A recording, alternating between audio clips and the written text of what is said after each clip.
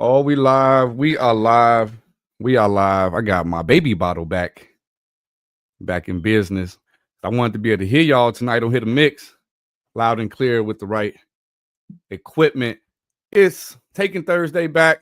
I'm Cash at Hand. It's the Mix Squad, where we take Thursday back one Thursday at a time. Today on today's show, as we get connected, as usual, on all of our platforms. Go ahead and go live, Instagram. They like to wait and act like we ain't going live. But today's show, we have the news as usual, preceded by a group conversation that's needed. And then we're going to have a special guest come on to help us listen to some music for our hit or mix for this evening. So all of that and more, but right after this. Getting into it. Getting into it. Getting into it. We getting into it. Getting into it. I'm getting into it. We getting into it. Getting into it. Getting into it. Getting into it. I'm getting into it. I'm getting into it. We getting into it. We getting into it.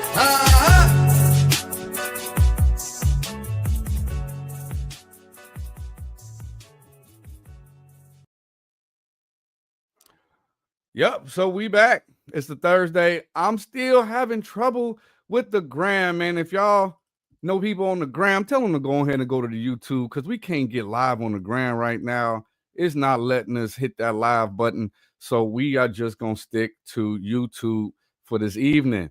So for the news, we got this week in music history, Patsy Montana, August 28, 1935, recorded I Want to Be Cowboy Sweetheart, the first country song by a female artist to sell more than 1 million copies. Elvis Presley, 1961, Something for Everybody. Overlays. Put all the work for the overlays to not to get my overlays. I'm sorry. Rewind. All right. So Elvis Presley, 1961. Yeah, there we go. There we go, Elvis. How you doing?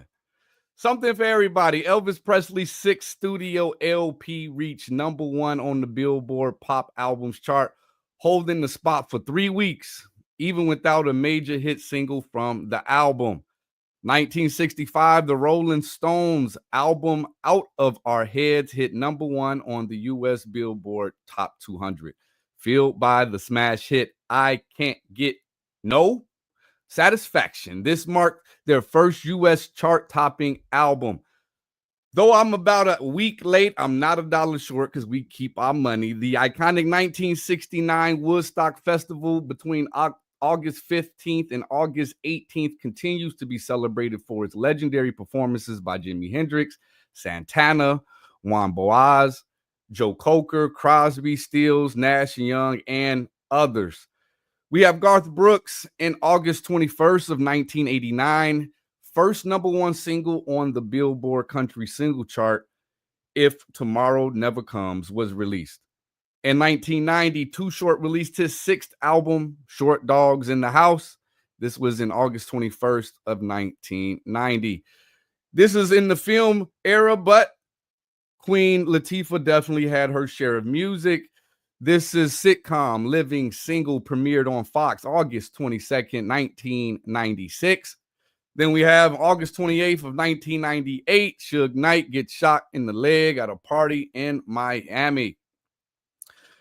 We got rapper / producer, mostly producer, Swiss Beats released his debut album, One Man Band, August 21st of 2007. Also on the same date, Talib Kweli dropped his 3rd album, Eardrum. And then on the same date, but 13 years later, Nas released his album, King's Disease, which went on to win the Grammy for Best Rap Album, his first Grammy Award. This is 2020, y'all. That's like 5 years ago. Nas got his first Grammy. So we got this week in audio video engineering history. We got broadcast revolution. TV commercials kicked off in the 1940s. And by the 1950s, televisions were in 2/3 of United States homes.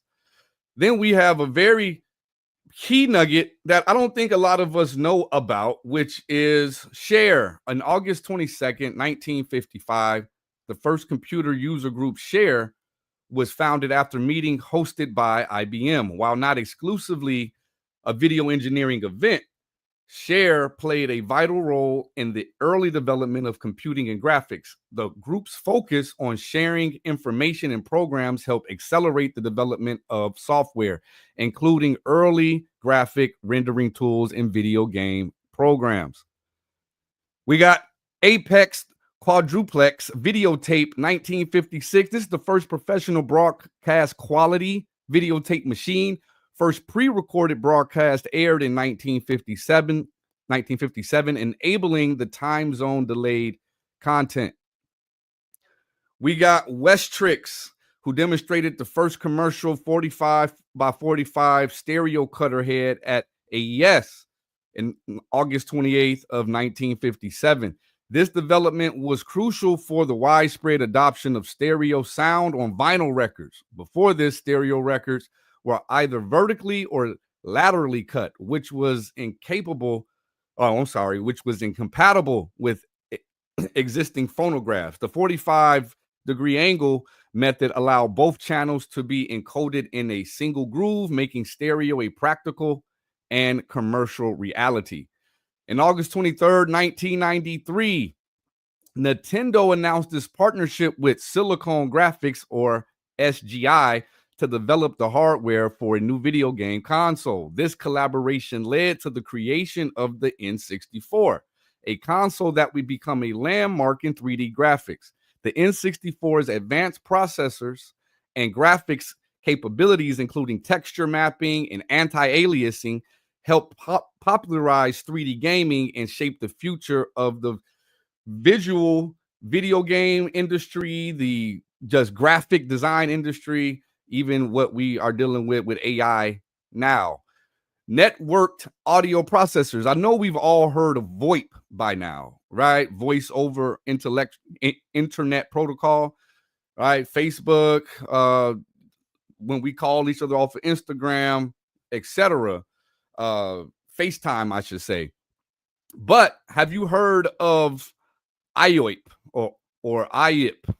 It's probably not going to stick, but it's audio over internet protocol. So we have solutions designed for AOIP.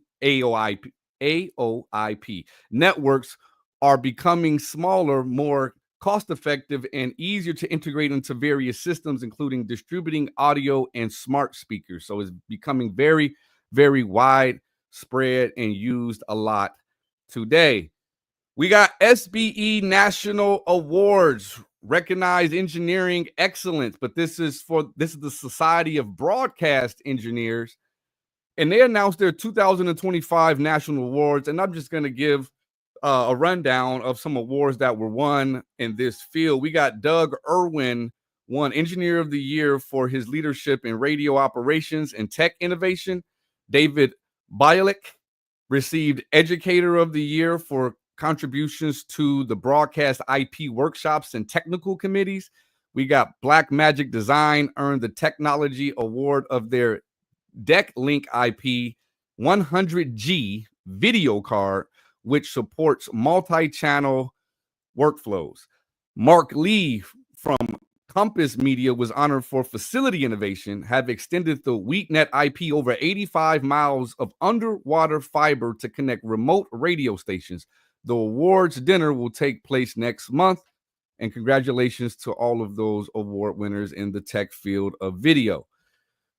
Indie artists are leaving Spotify. Lots of indie artists are leaving Spotify due to frustrations with streaming models and CEO Daniel Ek's AI investments, as we talked about last week. Then we have Virgin Music Group has entered a global partnership with indie label Mom and Pop Music, home to artists like MGMT. This deal enhances Virgin's indie label portfolio and strengthens global distribution marketing reach. So even the big wigs are getting into the indie market by way of distribution and marketing. All right, So that's the news as a whole. For the headliners, we're going to bring in the squad and we're going to talk about some stuff. What's going on? First and foremost, let you guys introduce yourselves. We have to my right, Q, the music. How you doing, Q? Good. What's good, everybody? What's going on? How you doing? I'm breathing and succeeding. We taking Thursday back, one Thursday at a time. That's what we doing. For sure. What's up, audio manipulator? What's going on, brother? I'm breathing and succeeding, man. Facts. I'm trying to see if we are having some connectivity issues. I'm gonna run a question to you guys, or I'm gonna read a story to you guys real quick, get you guys' answer. Then I'm gonna check some behind the scenes stuff on what's going on with our actual feed. But so BMI, and this is it's like a byproduct of what can happen for artists, but they're gonna have people pay more for airplay. So BMI's royalty fee for U.S. radio will climb nearly 24% from 1.78% of gross revenue to 2.2% by 2026. It's an impact cost change for broadcasters. So basically, the 24% increase is going to BMI, and 85% of the total increase that they get from all the radio station broadcasters are going to the artists. Mm-hmm. Do you think, though, we're looking at, I understand like we're going from 1.78% to 2.2%, and it is a 24% increase, even though the percentage hasn't changed a whole lot, like 1.7, 2.2. You look at that and be like, whatever. But collectively, if we're talking about millions and millions of streams and dollars and additional 24% paid to BMI, then those who are, not receiving certain amounts of money that they feel like they should will start getting it at least from BMI's in. Well, you got to register your song first in order to be paid, which is something that I stress a lot. Like, register your songs, because that's the only way you're going to be able to collect royalties. They can't monitor what they don't know about. But the increase is definitely good. Give me more. It's just handle your business, basically. Pretty much, yeah.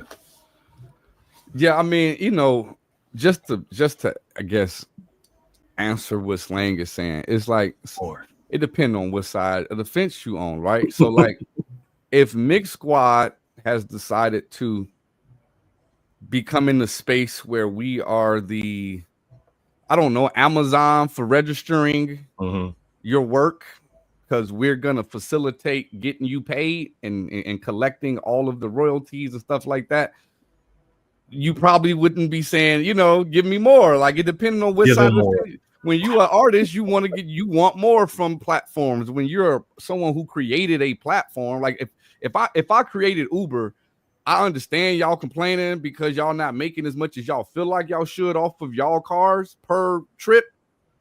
But I made this platform.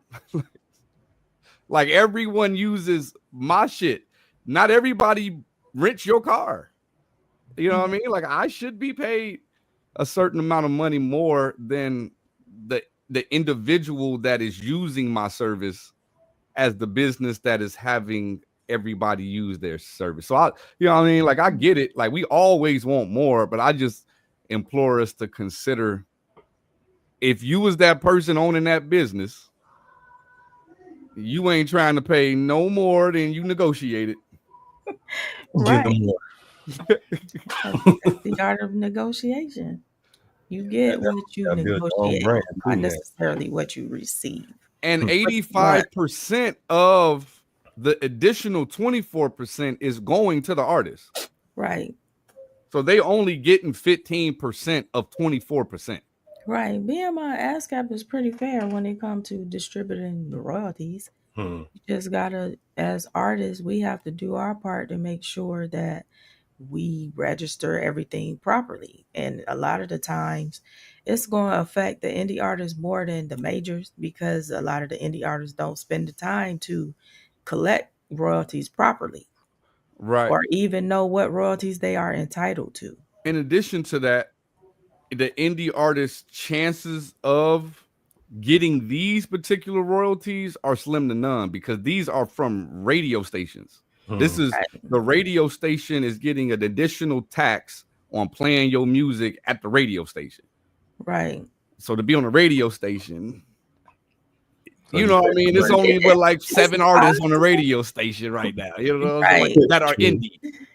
Right. Like That's a what I'm Lil saying. Russell, a Russ, Right. It's Taylor yeah, Swift. he's on the radio. Shit. Who? I said, I think he ain't on the radio. I mean, he might. He probably is. Like the man was on. I ain't the heard news. him on the radio yet. I'm just Right, saying he it's was on the a lot of- news though. Like he was the weatherman for the news. I'm sure they didn't. You know what I'm saying? You know, But it's just a lot of digital radio stations like iHeart and Yeah. all of that get a lot of airplay too. So are they in the same bucket Hmm.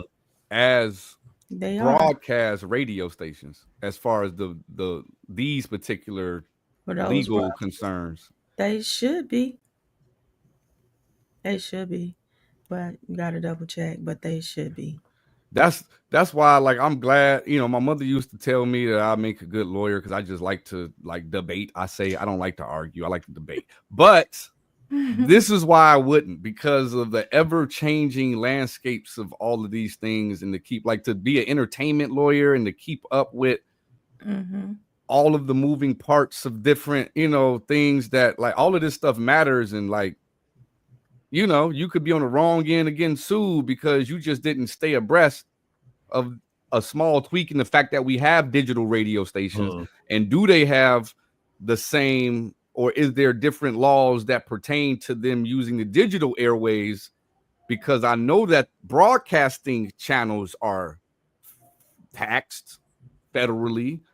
I don't know if digital channels are under the same litigation. You know what I'm saying? I just don't know, but it's a good question to ask an entertainment lawyer, especially if you're a digital radio station that just decided you wanted to just call yourself a digital radio station and you didn't really actually go through the process of formally registering to be one. It would be important to reach out to an attorney and inquire if that's a problem, because it could be. Yeah. And now they're looking for royalties from you that you owe that you didn't register.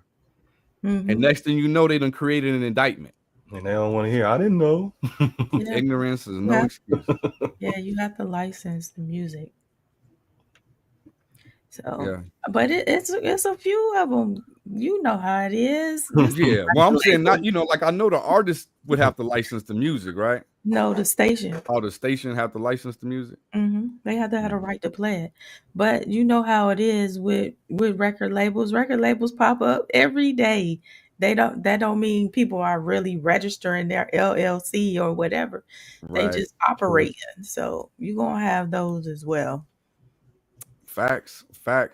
So speaking of royalties, this is a great transition because the court-ordered songwriter royalties for Supertramp member. This is a UK British rock band, and I actually need to just find this article. But basically, and I just want to I'll just kind of run over the stories because I just want to get you guys' thoughts on like the whole situation. So the band was getting royalties up until 2018. The leader of the group decided that he was going to stop paying them in 2018. And this is a group from the 70s, like late 70s, all the way through now. And so through 2018, he was giving his band the royalties.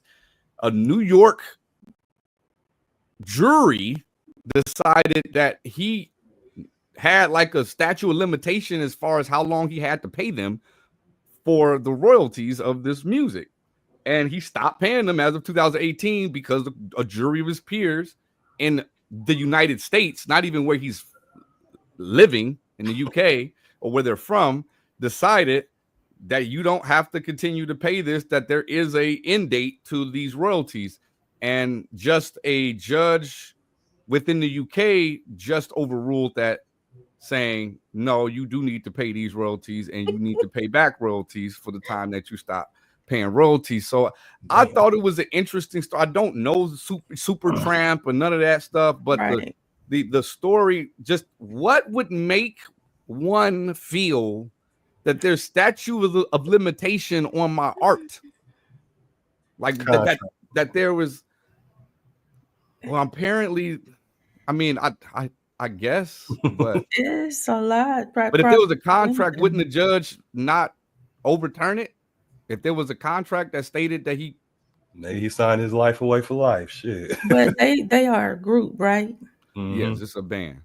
And it's basically the lead of the group didn't want to pay the rest of the people, is what you're saying?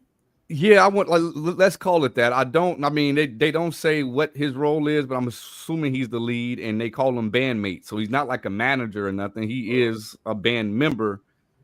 And I guess he wrote all the songs. Maybe.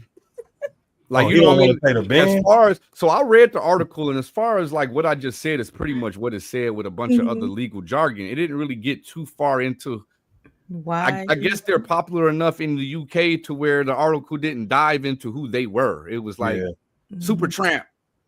Like, you should know these people, and I don't. But it's just the idea of like, is there, because I know Kiana has the experience, so that's why I wanted to bring it to the table. Is that normal to have a time period where if we created this together, we made a song together, that I stopped getting paid off of my percentage after a certain time frame? I've never personally heard of that. That's crazy. But to me, it's a contract issue, I feel like. Because most times when you do split sheets on anything, any music, it's for life, more than likely. Definitely. So unless they had a contract on something, that's the only way I could feel like it would end, where someone feels like it should end. But for the most part, is whatever you signed your name, whatever we agreed to, you getting a check from. So Woody was playing all the instruments and said, "Hey, y'all didn't play these, so now y'all ain't getting nothing because I did all that." Right, but if the split sheet said I get a certain percentage for whatever I signed, we agreed to, because that's what the split sheet is, the agreement. That's what you get. So I don't know what the circumstance would be for someone to say, I don't want to pay you no more. Right. That's kind of what I was trying to figure out, because I mean, it just, to me, it sounded like he was just on one with his ex-band members and felt like, that he deserved to continue to get paid off of the work, and that they didn't. Who slept with his wife? He mad.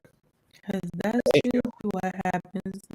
I mean, that's money is typically the reason why groups break up. I feel like I did more work than the rest, and I ain't paying y'all no more. Yeah, could be. Like, definitely something that I want to bring up, because I didn't read it as typical when I read it. It was just kind of like, what circumstance could I have, and why would I put myself as a drummer in a circumstance where I'm signing a contract where I'm getting paid to drum these songs for, and only get money off of those songs up until 30 years from now. Right. So I don't know. But then again, this was the 70s. Right. You want to say welcome to the Instagram world. I don't know what was going on with the Gram. Gram didn't want y'all to see the first part of the news. You ain't missed nothing but a bunch of work that he got put in. But it's okay, because we hear you here now. Right. And we're going to get you up to speed on what's going on. And you can always watch it live on YouTube. Yeah, it's a better viewing experience. We're not all weird looking and stuff, and it's less things to distract you. On the gram, you see us, and then if you look somewhere else on your screen, it's a lot more focused on YouTube. And for those out there on Twitch, if ever y'all see this, Twitch be acting like we don't go live on Twitch. Because when I go to our Twitch account, I don't see our videos. Come on, Twitch. So get together. We got a story that I know that Q had pretty much brought to my attention, and I know a little bit about it. But why don't you introduce what is going on in the news with Mr. Govan Hernandez? Yeah, Hernandez Govan was considered to be the mastermind of the Young Dolph hit. And as far as what I seen today, he got acquitted on all charges. So I don't know. Like the two shooters, the first shooter, I can't remember his name. He got life, and then the other one testified in this case. He basically told on himself, and he's still waiting trial. Govan, he got acquitted I believe today. Yeah, and I've been hearing, like, I was hearing about it. I was just hearing, that it, like, all the speculation. Now he about to be under the jail and stuff. I wasn't following it though, so I didn't know what was really actually going on. You know what I mean? Right. So, but I didn't realize they were still prosecuting people for the job. I thought it was over. They trying to get Yo Gotti. And like Kiana said, I don't know why they still, or that they were even still prosecuting people for the case. I just been hearing about it recently because he's been, on, having his trial. But the last thing I really wanted to touch on before we get into Hit a Mix, when we have a special guest tonight, is something that I know is something that Kiana or Q the Music lives, but I just want to address it because it's certainly something that I'm being in business with a woman in the music industry and regarding to engineers. So I got two questions. Do men fear losing to women? Because like I'm just asking, do we fear losing to women? I know we compete with each other all the time. We we go at it, go to LA Fitness, we hoop, and whatever, we get upset at each other, but we can take a L for the most part, unless you the crybaby that take his ball home. But do we fear losing to women? I say that in this space because there is a little extra vitriol, and if there's a contest or if there's some type of a mix challenge, or if there's something going on where there's skills of mixing at play, if there is a woman that comes out on top, do we feel differently than if a nigga to beat us? Audio manipulators, don't lie. I'm with my women, man. Bad bitches behind the boards. Y'all need to stop hating, man.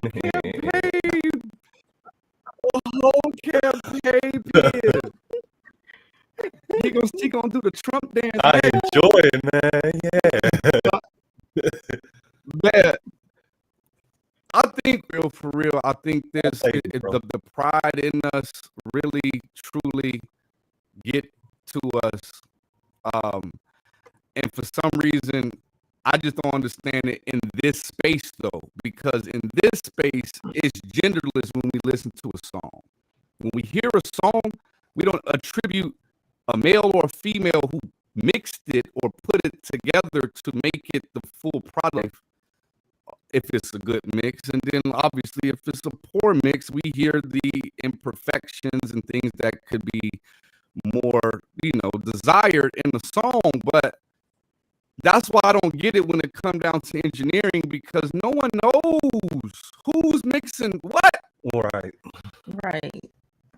And we was ready for women. So shit. Just give us a little bit of just what you get day to day in the engineering space from men, just so we could truly understand like how we be acting for real.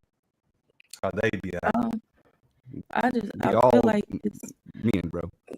Right. We constantly fighting for our respect to make sure that we are given just due, to stand next to all the men that's in this space.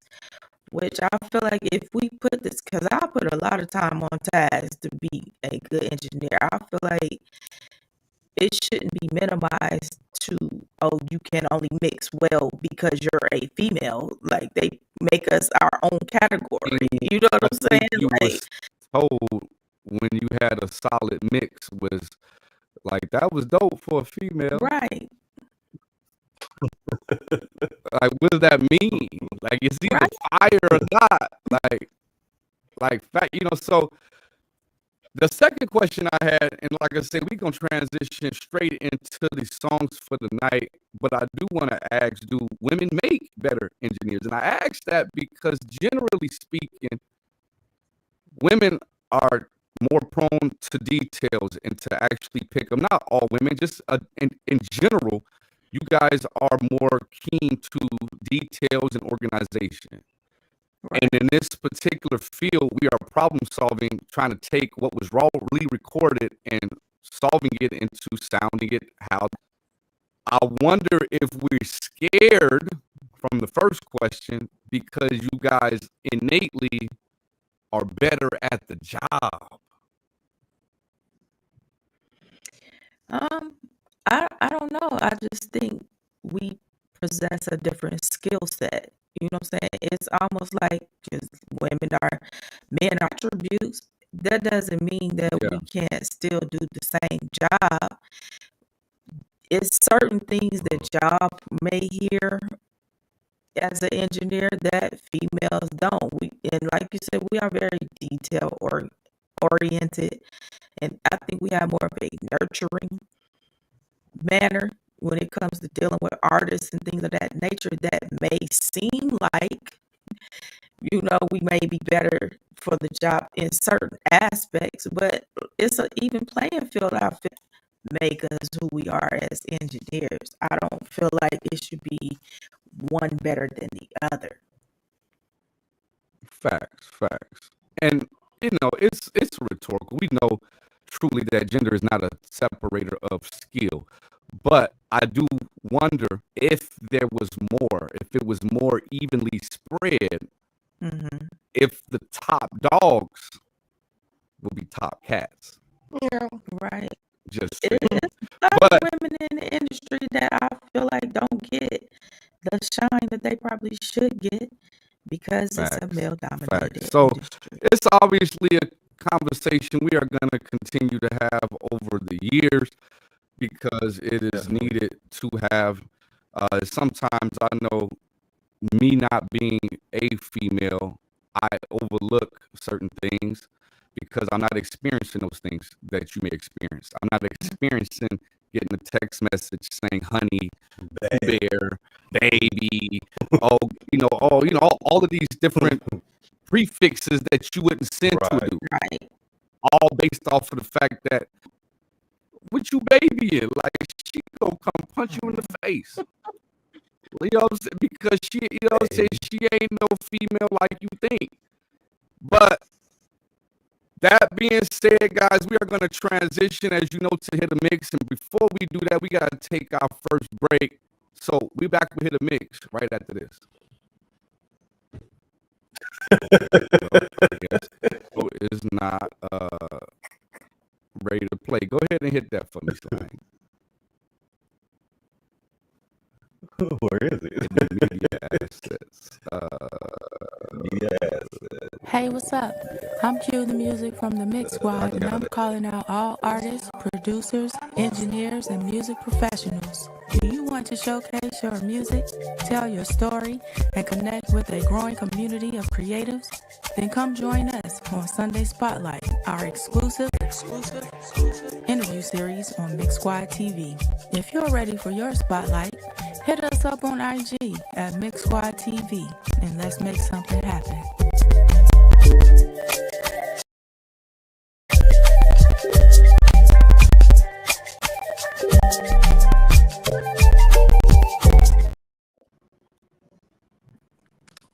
All it's time. It's time for Hit or Mix. We got a special guest in the building. None other than Joe Will, who will be on the Sunday Spotlight this upcoming Sunday. And so he gonna just get a taste of some of y'all music. We're gonna play a track of his as well before he has to cut out of here.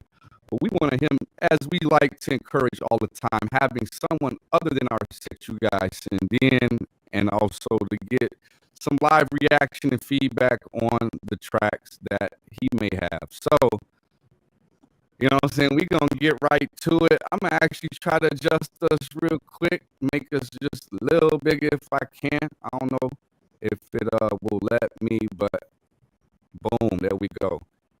There we go. So let's load it right up. We got our winner from last week, the artist of the week. Let's go ahead and get a refresher of what won last week. Let's take a listen. It's over.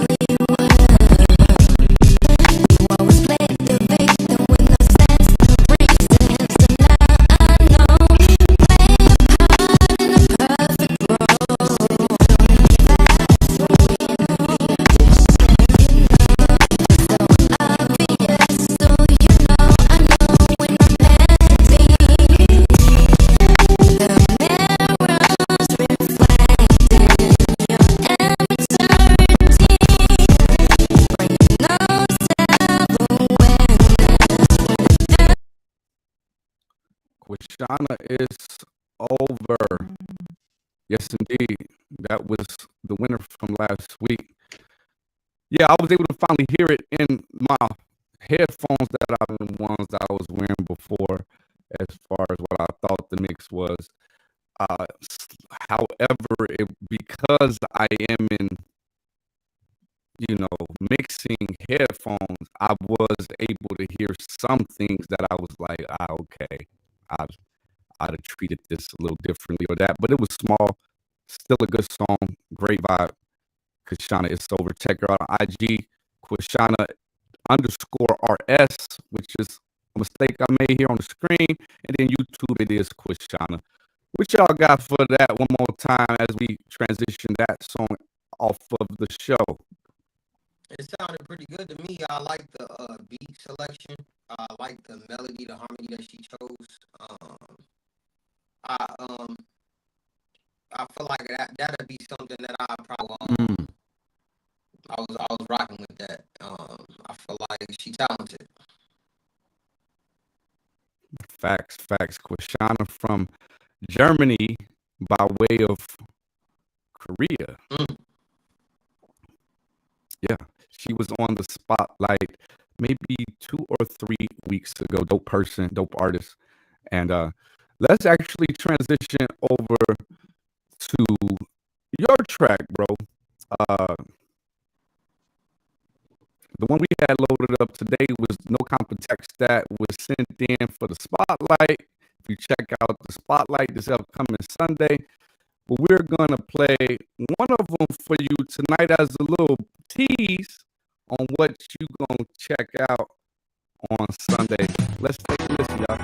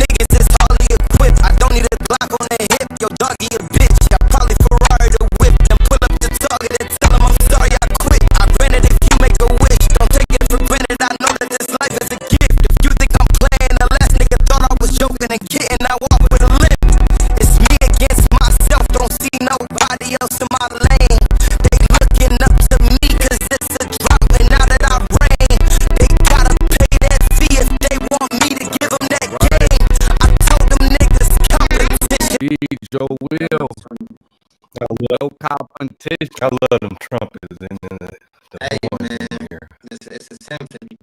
And how he so man. Yeah. So so when we was doing the interview, man, I'm vibing, right? Like I'm listening just at a mix. I'm listening critically, like I'm specifically, purposely not getting into the song just to hear sonically what's happening with your song. Right. And all I would suggest is a little less saturation. This is probably notes like on the vocals.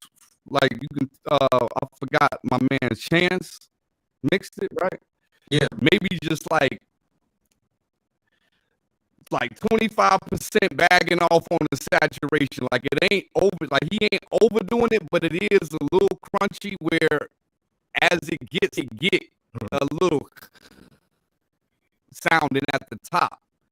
And you don't really want, you want that to be somewhat smooth and so you can blast it right and not get ear fatigue. And I would say just it mastering, which I don't, he probably understand, like we as mix engineers do the best we can to get it to a loudness level, and we call that mastering. But this could use a mastering engineer to actually master the song, and that's it. And I know there's a reel that just drops, not to just like shit on nobody. It's specifically to give critical listening advice to just what I'm hearing that could be improved on. And it's not to say he can't mix, because the boy doing his thing. You know what I'm saying? It's the tweak, it's the level. So what I mean, like you gonna get somewhere. Like you going the places you meant to go. And you want to be able to have that person who was mixing or doing stuff for you be able to continue to grow with you and go with you, because as you go, You know what I mean? It's more likely that you're going to get people who have, you know, some skill sets. You don't want to have him feel like, damn, I was with you from the beginning, bro. But you wasn't like on my level as an artist, as an engineer. So it's small tweaks, but it's a big difference in for you. Anybody else? I know Q probably got some. I had the same notes, and like when you first come in, it kind of like hit you right in the face, and address the high end. A little bit.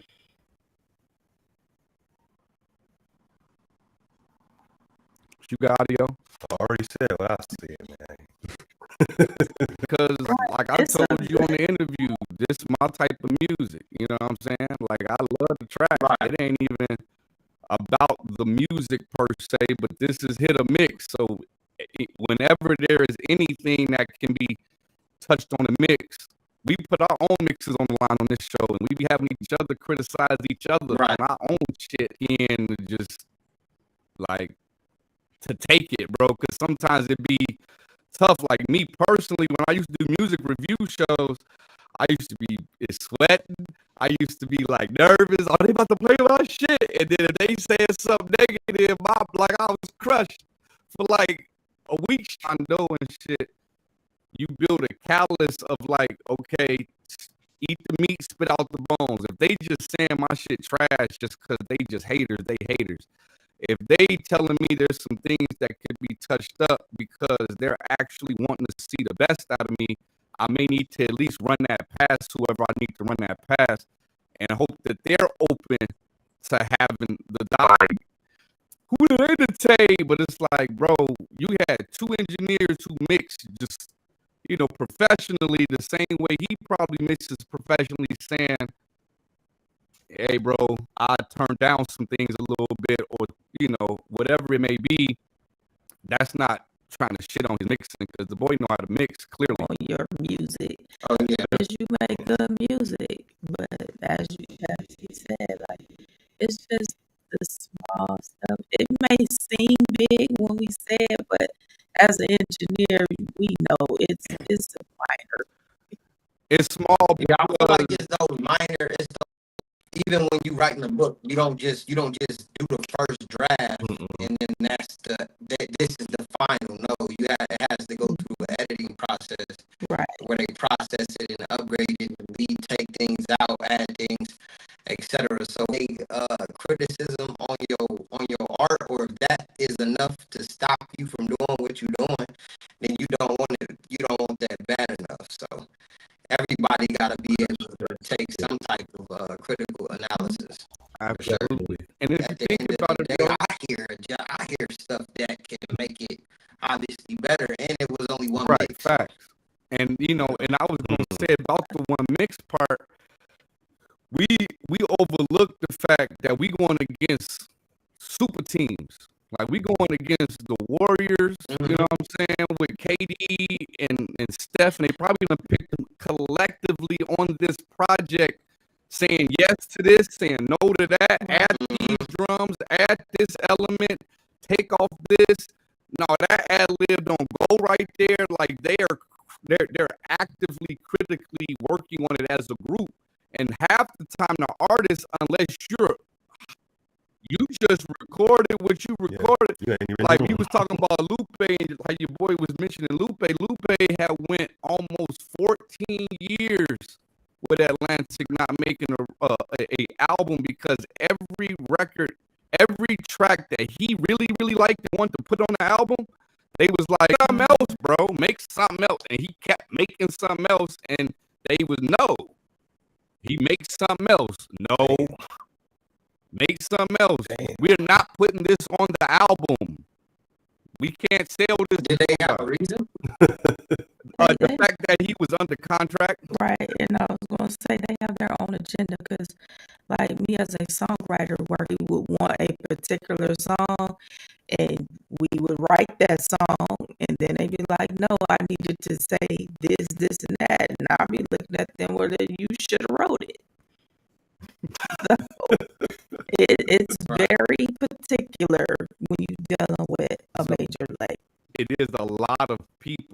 together to put something out in For sure. comparison to us as indies, we wearing every damn hat. You know what I'm saying? The artist not the marketer, usually. The artist is not the mixer. Usually the artist isn't the producer. The artist normally isn't who's putting out the independent artist that it's good to be able to have the feedback and have the, you know, the listening parties and all of that type of stuff, because where else, you know what I'm saying, you up against the monsters and we're not even practicing. Right. I think that's a flaw amongst us indie art. The same thing we do on our level. We so much into competition where we're not really helping each other. Because just like the majors got that whole group of A&Rs that's going to listen to that record and nitpick it, we should do the same for hating on my music. Like, somebody might hear something you really need to know about, and instead of you thinking everybody hating on you. We just speak in generalities because we like to try to bring value Right, to people right. outside of the show that may be listening, that may be feeling the way that she's talking about, that we can help them overcome whatever it is that they may be feeling about the criticism that they've been receiving. You got to kind of filter out, and I've been criticized, and that person just was trying to tell me something that I needed to know.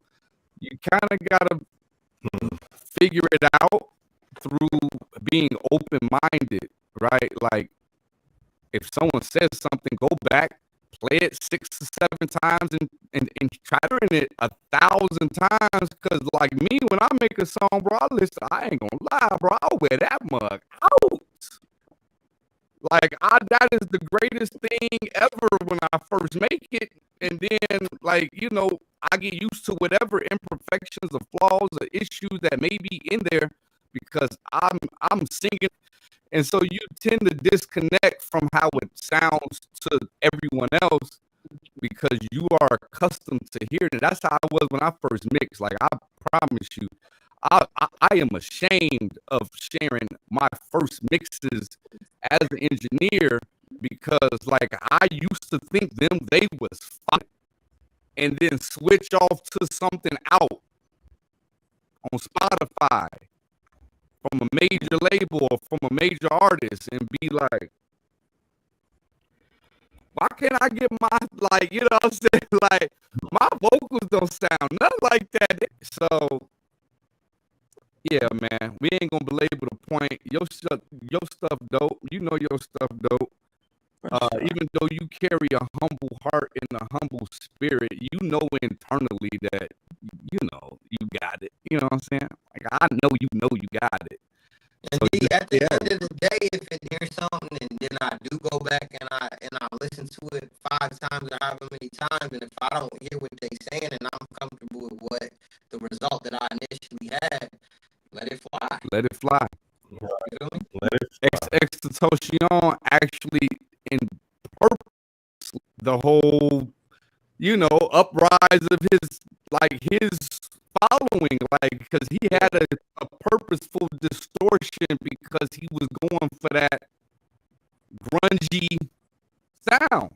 Yeah. So, you know, but they didn't purposely do is screaming in a mic, distorting the hell out of the capture of the recording, because like we know as recording, if he would go to a studio, no studio anybody that's recording engineer was gonna let him clip into the program. They're gonna okay, let me turn you up by turning something else up other than the initial input. The initial input we gonna set to where we know we have room to work with. So regardless of what you hear in your ear as a recording engineer, we are controlling what's coming in. So if you're inexperienced, you're getting super distorted signals because they're screaming into mics, and that became their sound and his sound. And so he let it fly. He liked it, and the world liked it. So It's not the end all be all. It's not to say that it has to be a certain way. It's just What's good, Mixer? yo. In the chat. I ain't see. You gotta put it up on the screen. But okay, yeah, I see it now. What's good? What's good? What's good? So, man, we got a few more songs. I know you gotta go before you go. Just, you know what I'm saying? Just give us a signal if you gotta get out of here, brother. We're gonna go ahead and tap into some more songs for the night. For sure. And let's go. We got this next track. This was a second one from Frankie Yachty. This is the last track that we haven't heard. This is the same guy from last week, I believe. This is Never Let Go featuring Jarius Mosey. Take it.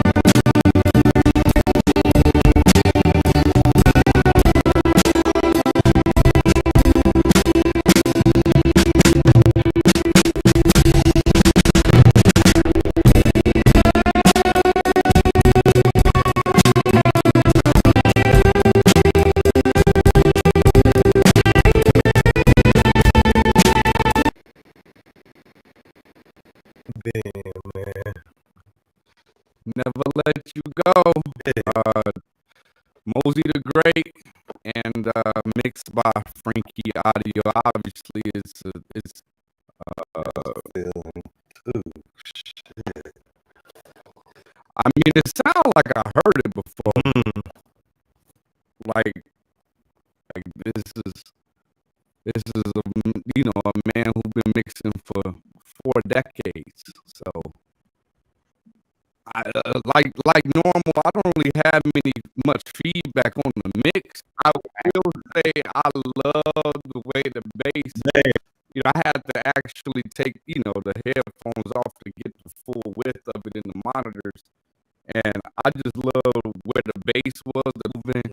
Like it, you know, like the air from it was moving very good. It was, you know, it had a good space. The whole mix was warm, I would say. It mixed at that time. Like it could have been more of a warmer style of mixing when this was released. And it had a very soothing feel to the whole thing. Guitar, god damn. Shit. It gave me like a soul, jazz, and R&B vibe. I liked how big the vocals were. It was something going on in my left ear, like a little womp womp. I guess it was like some texture or something that was kind of It was good, Joe Will. I'm about to follow you on IG. Break it down. Said that for sure. That's a good look. Never let you go. Never let you go. man. What it Yeah, oh God. Right. It was about like they like kind of long, you know what I'm saying? Temptation. sure. Yeah, and it's tempting. Personally, it's tempting. But like I know that I didn't just make music causing half the audience to not even ever hear the song if I have an intro like that right now. You know what I'm saying? So it's not even that I'm against having long intros. It's just that as name, do the hell you want to do. Because like you already got the ecosystem and people tapped in. But when you're trying to get a fan base, it is best to not necessarily lock in on trends, but there is a whole science to the 3 minute or 2 minute and 45-second mark in which 80-something% of songs that are considered hits are with like that based on the psychology of people that can help benefit, you know, us. Similar to how we do thumbnails on YouTube and how we hook them in to click on it and then events to what you're talking about. It's all a science to it. I'm not against the long intros. It's just you got to be established. Got to singing. They had a whole dance routine.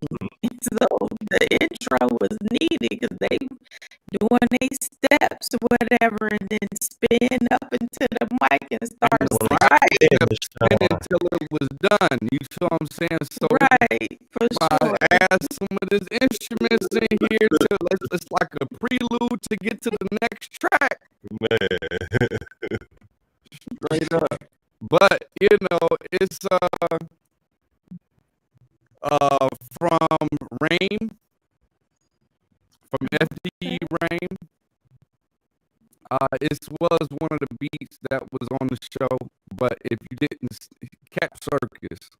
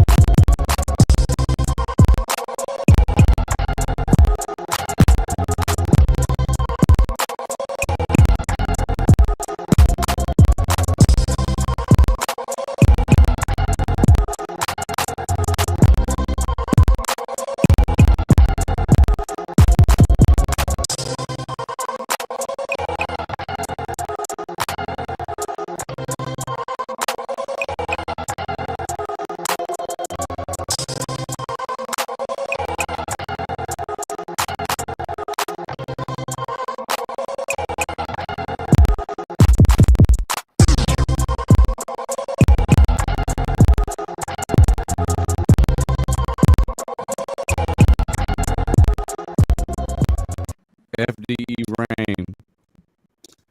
Yeah, I mean, only notes I have for that one, being that it's a beat, we know we don't have vocals and everything in there to really even deal with. It's something, it's nothing that's too bad. It's just that the sub could be that don't need to be brought up, that's causing it to be kind of like a bad sub type of sound. It's like a booming. Pushed it up as far as I could in my sub to try to like locate that frequency. It's definitely in the sub region, but it's clouding up the whole thing. Like it's making the whole mix sound a little. You're not able to substantially louder. So when you start to do limiting and stuff, it starts to make the music of the beat sound small and the sub sound big. And that's it. But it's his beats. He just make his beats. So that would make sense. Right. You can send it What y'all got? squad to get it mixed up. For sure. I'm not no engineer, so I can't. No, you the artist, man. You gotta talk about how it make you feel. I feel like the beat got potential. You know, one thing about music, you can't really lie about music. You either like it or you don't. It's just like food that I like, but then I think the core pattern that he used, I would have taken out at certain points in time and then brought it back. You know, just kind of structure of the beat. But I feel like I like the bounce of the beat, but I feel like the main pattern, I would take it out at certain points. Don't let it go. That would be my only critique, because I was hearing the instrument to me for like too long. I don't want to hear that instrument no more. Fact.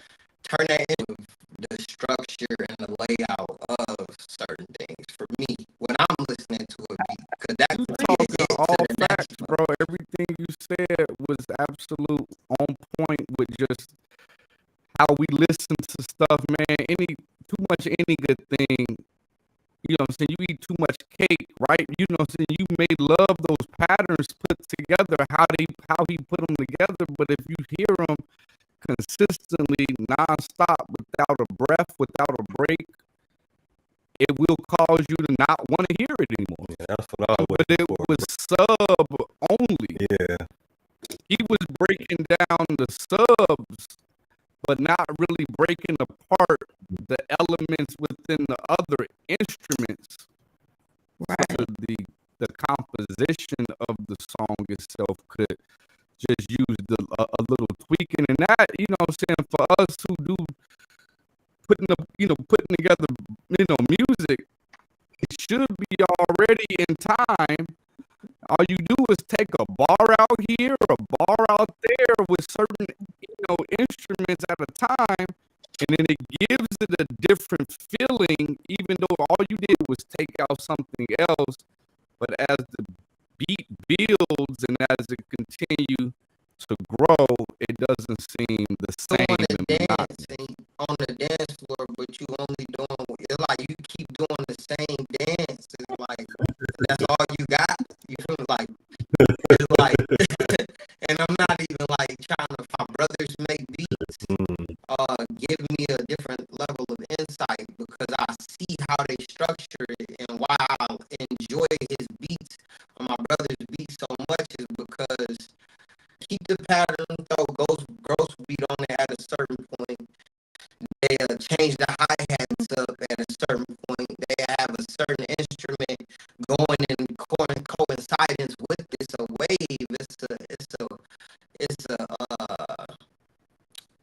It's a way about it that I feel like they kind of open up my eyes to. So when I go on YouTube and I'm listening, but they be using, they overuse a pattern like way too much throughout the whole beat. Like it's not tasteful if you don't switch it up a little bit. Like if I make a song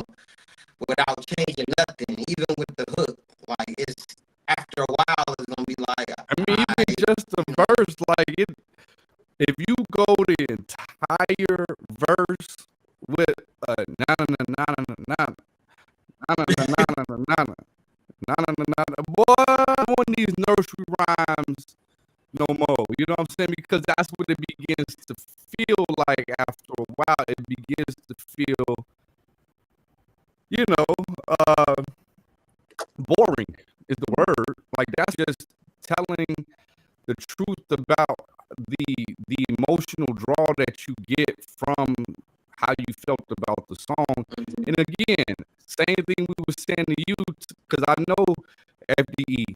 I know, so shout out to him. Like I know him, and I know he not, you know, if he see this, and shout out to him if he's watching, he not gonna take this in no kind of way, because he let us know that he ain't really mixed it like yet, like gotta be and stuff like that. It could have already been purchased, but once someone buys that beat and they get stems, a lot of times I find out that certain people who make beats then they get the stems, and then they can go ahead and do whatever they want to do with certain elements to the beat, because now it's their property to do what they want to do with. So that's also another way to just see, is to make it generic as hell. So people aren't going to YouTube taking your shit and then making a song and not registering you for it. You know what I mean? So not really sure on that one, but it was a good beat. Definitely had good potential. Just switch up those elements.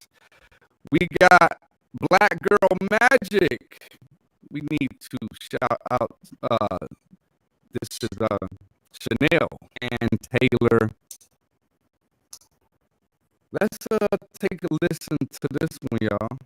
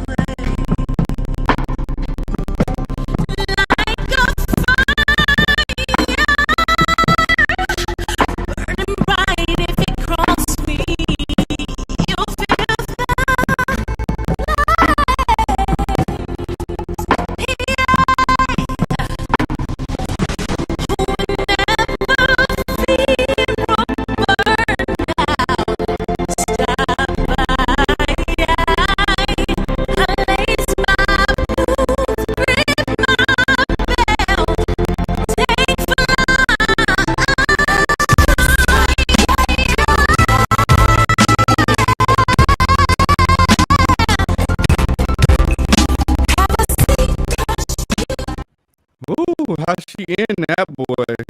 All right. I shake my head every time. That's only the second time I heard it, but but I will say now that I'm hearing it, you know, we talked to Van. I was had my Turtle Beaches on. I ain't have my monitors. The mix.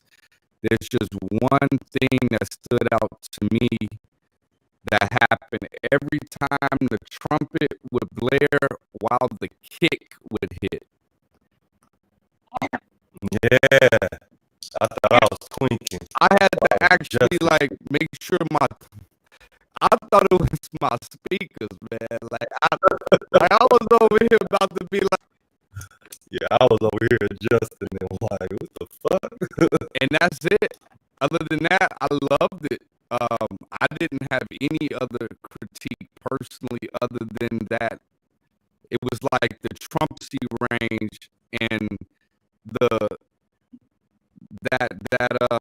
that sound, that end sound, that sound of the trumpet would kept bleeding through in the drip, and it just continued to do it over and over every time the kick hit, and that could cause ear fatigue for sure if I'm just working out, if I'm jogging, if I'm playing it in my ear, not repeat this. So as much as I would love to repeat the song, if I'm commercially just listening to it, I'm probably gonna just go ahead and facts keep flaring in my ear. But yeah, I mean, like I said, Look, when all the instrument came in, it drug her voice down. I'm like, oh, nah. I don't know. That's why I was adjusting. Like, yeah, I didn't experience the voice getting pulled down. What about you, Q? No, I didn't experience it either. I like she used her vocals, how it kept building as the song progressed. That really drew me in. Every time I hear this song, it reminds me of. It feels like I'm about to. You know, when I hear it, it like again, I love music that bring me back to a place that I don't know where I like. It's like I don't know what I'm remembering, but I remember something. Because I done heard this before, like, but no, I've never heard of this. Like, I've never heard this song, but this the second time we played it, and it's like in the back of my head, I'm like, I heard this, like, you know what I mean? So that sense of nostalgia that it brings me is always very pleasing for me. You know, being an older person, more, you know, maturing in years, when things. What's up, Joe Will? What you got on this one? Man, I like the vibe of the song. I like that you're real talented. Yeah, I feel like I heard that. Like, I feel like the hook part, I feel like I heard before somewhere. Like, Theo, I don't know where I was at, but I feel like That's heard literally what I just finished. or something close to it. Something close to it, but I like it though. I like the That's vibe. literally what I was just saying. Like, bro, I don't know where I heard this at, but I heard swear it. I feel like I heard that before. I don't know where. It maybe I just did a quick little search real quick. No, this ain't the same person. That As ain't, well from yeah, that ain't it. intro or So later on, I may do this now. I gotta see if this is the same song, because it's showing some about Empire Cast and some other stuff that's going on, but I don't know. I mean, because you know what I mean. Like, she may not have been someone. You know, I don't know. We gonna deep dive into Black Girl Magic. Matter of fact, we gonna hit her up and ask to hit you up.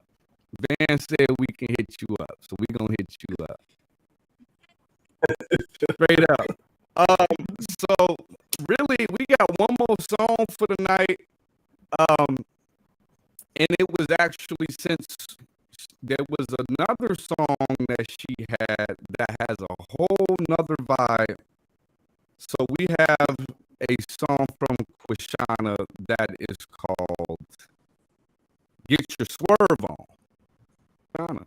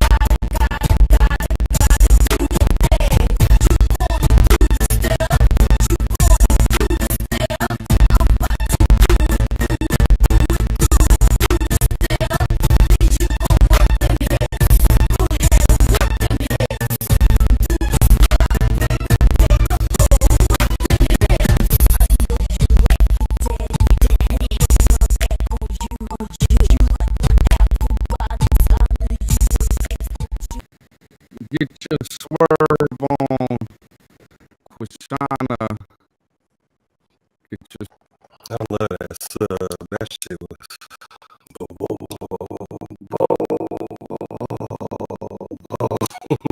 It's a swerve. It is definitely influenced by. Yeah, Definitely said you hear it. for sure. You definitely said. I had a question for this one because it's one of those things that just jarred my, in my mind when we was listening to it. One, the vocal treatment I like. I like the vocal treatment. I like how whoever mixes her stuff knows how to mix for the song, not necessarily just mix, a general style. But the question was the ad just right to y'all because it's like a debate within mixing because like it's 50-50. Like sometimes you have my ad lib and then like you turn it up and you be like that much shit too loud, nigga. But hey, that's what you want. So what y'all think on that song? The ad libs, was it too loud? I think it's sat right because I know what type feel. Then I think it was sitting right. That was the feel. I felt that feel. I'm like, this is a little John, a little what? Yeah, no, I mean, I think they felt good in the song too. It's just like that, like the vein of my existence, I guess, as the engineer right now is like trying to figure out, I guess, how you like your ad libs because it's just different for everyone. Like, you know, for them to feel like, you know, they whispering from the sides of your ear. Some of them like to be just as loud as how she, you know, and it's really just that artist, I guess. Mostly everybody likes to hear their vocals up front and center, mostly, until the people that don't usually are trying to hide their vocals. You know what I'm saying? Like, they trying to, because they know that their vocals aren't up to par for whatever they're doing. Like we are experiencing with some of the songs that we're currently mixing, where these engineers was putting their vocals really going on behind the hood with their voice. Right. But you still end up coming out with a song that don't have a vocal that should be in the, you know, in the place where it should be at. What's up, John?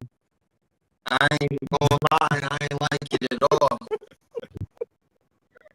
I ain't like it directly because a lot of people not able to kind of take the criticism for real, but or just the opinion of others. But I would say, like I said before, if you can't take the weight of another person's opinion, your vision, then it's not something that you really want.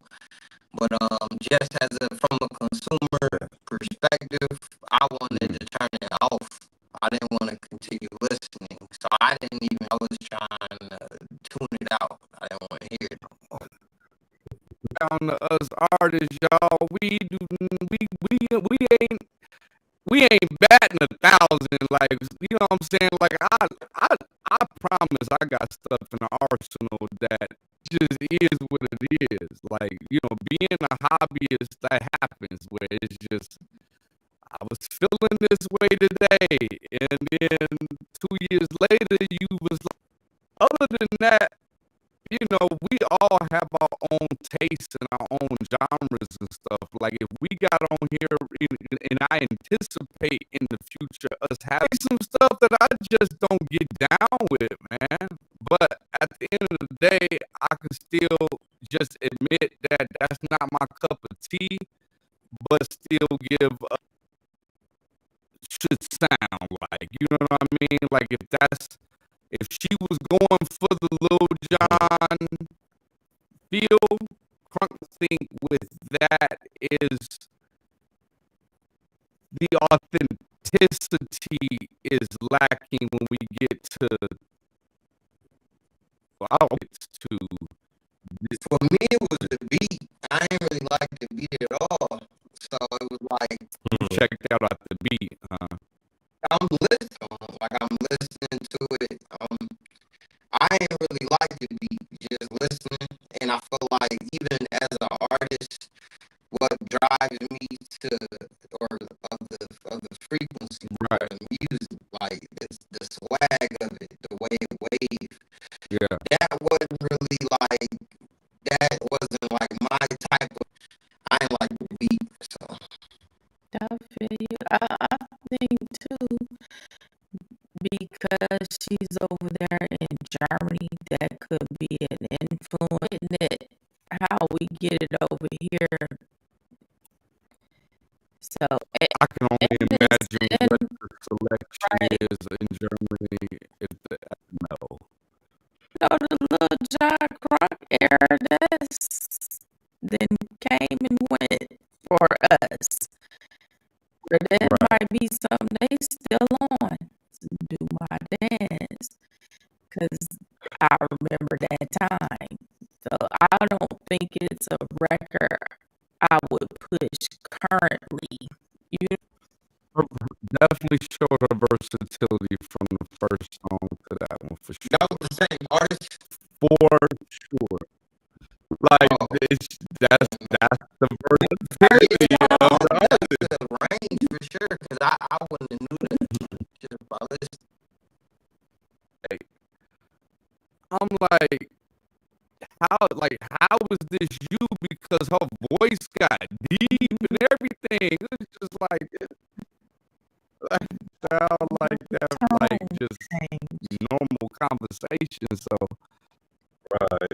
but that is gonna conclude tip for today's is, as always, you should send your mixes in to the mixsquad.com/hit or mix.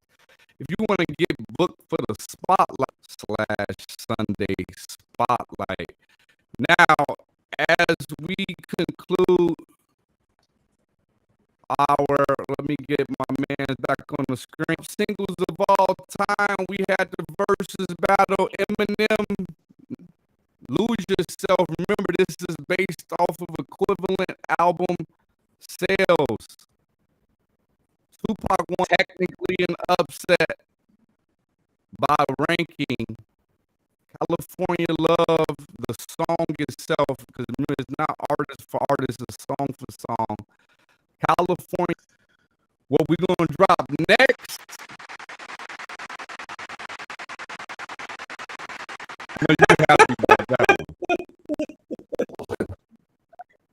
What we gonna is Drake, One Dance, featuring Wiz and One already. Kyla. What is One Dance? I don't know if I ever heard of this. Had to go listen to what the hell that song was, and I ain't gonna lie to you, it ain't. I need No, one yeah, dance. it's not. Nah, like I mean, it is like we just got done talking about it. You know, certain palettes it is for people who, certain palettes is for certain palettes are. But that, so the 4 seed is Drake, One Dance. The 8 seed is Travis Scott, Goosebumps. We gonna get that flyer out. You know what I'm saying? He took out Luke. I mean, Lose Yourself was gigantic, y'all. I mean, Yeah, be honest. that was the hard. I ain't gonna lie. If this poll, let's just like thousands of people. I don't know. I don't know if it would have been a landslide like it was. I think it was just based off of who see. Because our demographic is gonna be picking Pac, bro. But the song for song, I mean, to be honest, like Lose Yourself went nuts. What you think about this one, man? I don't know if you dropped your vote in or not, but what you think about these particular songs going against each other? You talking to me? I feel like I rock with that song by him, and I rock with California Love. So it's like lyrically, I feel like the opposing artists, I feel like they got completely two different type of styles of rap. But I really don't be listening to too much of his music as much now, and I really don't be listening to Eminem like that. So it's like, I don't really. You know Lose Yourself, and you know California Love. I'll probably go with that one. I like California Love vibe though, like the beat, all that shit. Like I like. I would have went with Lose Yourself. He didn't say Oakland definitely in the house. So hey, I mean, yeah, I cheated because I voted for Pac and I voted for him. But we gonna move forward with the tournament. We gonna hold this tournament up because we want to get to other genres, y'all. We want to get to the country battle. We want to get to the pop. So we don't want to have these polls take as long as this one did. So get to the Instagram. Go vote as soon as we drop the next one so we can keep rolling these out. So we can eventually on singles with best equivalent sales or best album equivalent sales. So all the numbers we compiled was based off of their sales of that single. It just so happened to be that California Love was number 9 out of 10. That is gonna be for that. Outside of that, we have Sunday, the man on your screen. We got Joe Will will be not live, but we've already set air live for you at 7 p.m. Eastern time on Sunday, and just a little teaser of what you're gonna get. Gotta appreciate life, man. You gotta do.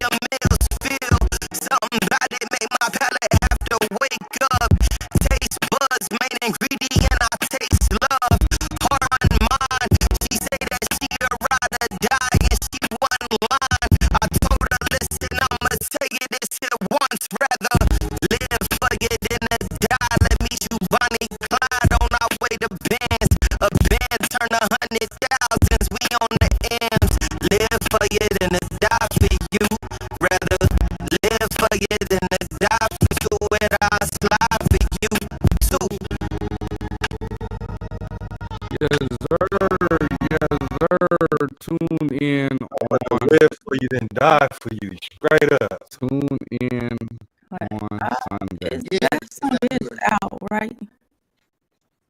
Gotcha. Go check that song out. Every I place. really Sure. like that song. I Thank really you. do. Thank you. Me too. No, facts. In addition to that, bro, I just want to give you the opportunity before we head out of here this evening. Thank you again for hopping on and just doing the music reviews portion, a little extra promo for us for Sunday's interview. But anything that you have going on, this is an opportunity to share with the audience. In addition to like, tell me where I can get a value shirt. Yeah, man. I gotta restock on those. So I just got the opportunity recently to open for artist AJ McQueen. He's on his When We Evolve tour, and he's gonna be in Chicago on the 4th of September. So I'll be opening for him. I got a 7-minute set on September the 4th. And what would that be at on the 4th? I got to get back to me on that, but Got you. confirmed that I will be performing there. So if you want to, come experience me in real life and in person, come, buy you a ticket because they are not sold out yet. And just one more time, the information for the ticket that you're trying to get people to buy, like, where is it? If I was a person trying to get a ticket there, I would go to AJ McQueen's Instagram page, and I would go to his bio, and I would go to his link tree for his show when he's on his tour out in Chicago. Got you. So go to AJ McQueen, go look at his tours, and then look at the Chicago date and purchase from there so you can check out my man Joe Will live and in person with a 7-minute set. That's dope, bro. Thank you. For sure. Shout out to the people that got under his post and commented my name. Because if it wasn't for that, like, you know, them spamming the probably more frequently than any other artist. So they ended up choosing. That's Yeah, I think that would have a part in it, but I can almost guarantee if they would spam your name and you ain't had heat. Yeah.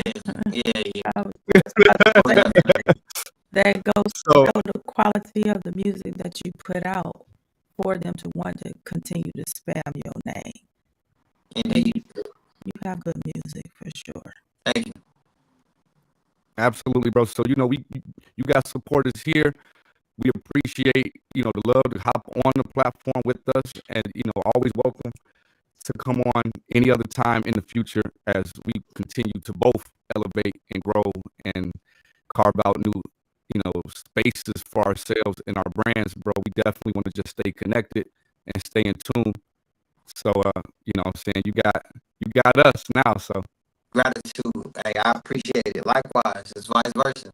Yeah, man. Where they can find you? you got slang repeating. So like, you know what I'm saying? Like, I ain't go. told you a little bit about it in the interview. You know, we got a deaf language. We talk about, you know, dying for people. We talk about ride or die. We always talking about killers. You know, we eating dead food. I feel like it's a cycle that we gotta kind of reverse engineer the cycle. And we gotta switch up the lingo because the language is the frequency. You know what I'm saying? Yeah. Facts, man. Definitely some not caring, but I stopped being as critical on certain words that may be used, that I use, that I'm hearing, just based off of the origin of these said words and stuff. But that's a story for another day. But I do understand the power in the words that we consistently circulate collectively all the time. And you're right, that we definitely get used to saying certain things that we ought not to. You said we love people to death. What you loving them to death for? Right. Don't love me to no damn death. Love me to life. Right. Love that message, man. Definitely. For sure. Facts, man. So yeah, that's pretty much the end of Thursday. I know for some reason we've been seeing in the comments that it's been a bad feed. It's been a little choppy. I gotta get on my internet, I guess, because I spent too much money for that shit. But but yeah, because it's directly connected to for some internet for it to be choppy. You know what I'm saying? I mean, we gotta be looking good, bro. I'll be trying to make sure we straight. You know what I'm saying? I get that business internet, brother. I can call them at 3 a.m. if I need to. But obviously they got some stuff going on today, which has been an issue with people on the live side having some issues with tapping in today. Hopefully we can get it chopped up and on the YouTube with no issues, so you can watch this all the way through without any glitches or any hiccups. But until then, we got 3 words for you. Before we go, I just want Jay Well to tell everybody where they can find them. Oh, you can find me on Instagram at Joe Will for real. That's JOWIL, the number 4 in real. On Instagram, you can find me on Facebook at Joseph Wilson. You can find me on YouTube at Joe. Type in Live For You, and you will find my music on pretty much any streaming platform that you utilize to listen to your music. So, yeah. For sure, y'all tap in. That, and I forgot to bring up the breaking news we found out before we topped on. We gonna talk about this next week, y'all, because I'm sure it'll still be somewhere circulating in the news. But Lil Nas X was arrested. What was a little bit like? I saw the headline. He was naked walking down the street. Well, he was in his drawers and some damn cowboy boots. They put him under a 50 watch. He ain't arrested yet. So they try.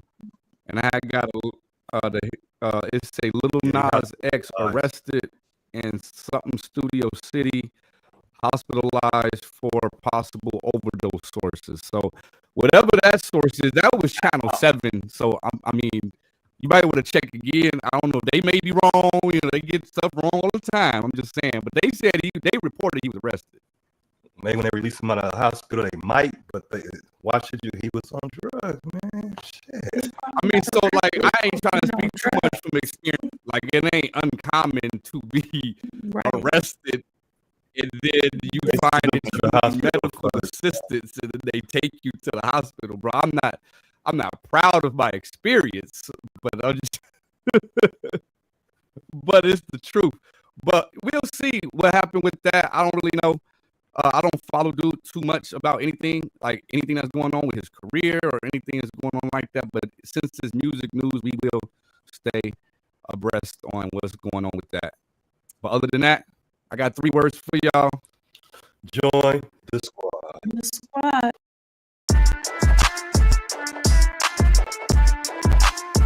Did it again, Alex. Give me more.